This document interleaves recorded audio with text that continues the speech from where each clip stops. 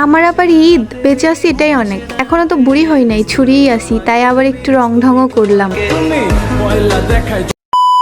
সেই ভোর 5টার সময় সোনা ময়না জানু পাখি গিলা কলিজা বলে ঘুম থেকে উঠায় সোজা নিয়ে এসে কাজে লাগাই দিছে। আমার মা কতটা চালাক ভাবা যায়। আর আমি তো পাপা কি পরি মাম্মিকে প্রিন্সেস না যে আমাকে বসায় রেখে রেখে খাওয়াবে, কাজ করাই লাগবে। এইগুলা কাটার সময় আম্মুকে বলছিলাম, ঈদের দিন সকালবেলা তুমি এগুলো আমাকে দিয়ে কাটাচ্ছ, এখন এগুলো রান্না করবে কোথায়? ঈদের দিন গরু খাসি এগুলো রান্না করবে, এগুলা কেন? আম্মু আমাকে বলে, হয় হয় সকালবেলা আল্লাহর ফজরে তোর বাপ গরু খাসি কেটে রেখে দিচ্ছে আর আমি সেগুলো রান্না করে দিব, তাই না? মানে একটা কথা বলেও শান্তি নাই, মুখের কথা মুখে আছে আর আমাকে উল্টে আবার কথা শোনাই দিল। বাপরে বাপ। আর এই তো আমাদের কালা পাখি এরকম আর একটা ছিল, ওইটাকে কেটে টুকরো টুকরো করে ফেলছি। কেটে টুকরো টুকরো করতে গিয়ে আমার হাতটাই কেটে গেল, কি কষ্ট।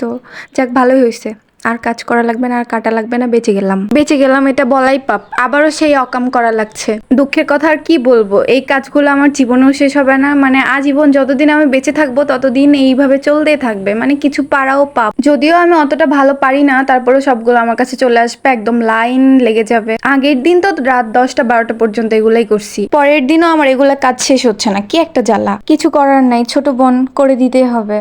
শুধু কি হাত, সাজুগুজুও করে দিতে হবে। যদিও আমি সাজুগুজু করি না বা পছন্দ করি না, সাজতে ভালোও লাগে না, তারপরেও আমার খুঁটিনাটি সাজগুজের জিনিসপাতি ছিল, সেগুলো দিয়েই সাজাই দিছি। সকিনা থেকে জরিনা থেকে ক্যাটরিনা কারিনা বানাই দিতে হয়েছে। আর এইদিকে দেখেন, বাপরে বাপ কি মডেল, মানে ঠিকঠাক ভিডিও করছিল, তো আমি একটু আবার ভিডিও করে নিলাম যে দেখবো কেমন লাগে। কি যে করছিল আল্লাহ জানে। এখনকার ছেলেমেয়েরা কত আপডেট, আর আমি আগে যেরকম ছিলাম এখনো ওই রকমই আসি, আমার আর কোনো উন্নতি হইল না। এইদিকে আবার একজনের সাজগুজ শেষ না হইতে আরেকজন এসে হাজির। বড় বোন হওয়া যে কি জ্বালা, আমার অর্ধেক দিন শেষ হয়ে গেছে তাদের সাজাই দিতে দিতে, ছবি উঠাই দিতে দিতে আমার অর্ধেক দিন শেষ।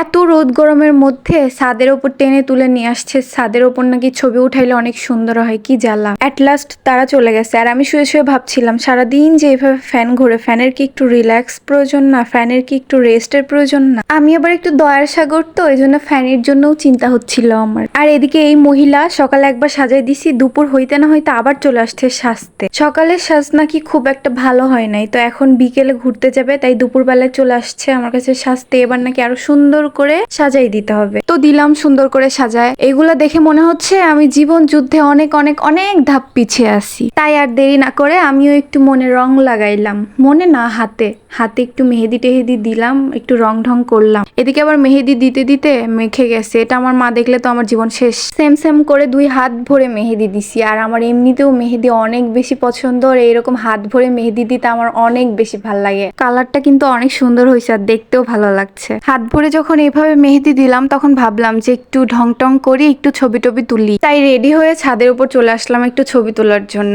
আর আমার এইভাবে সারাদিন কেটে গেছে আমার মায়ের আমার বোনের সেবা করতে করতে। যাই হোক, অনেক বক বক করে ফেলছি, আর ভাল লাগছে না, তো আজ এই পর্যন্তই। টাটা বাই বাই, আল্লাহ হাফেজ।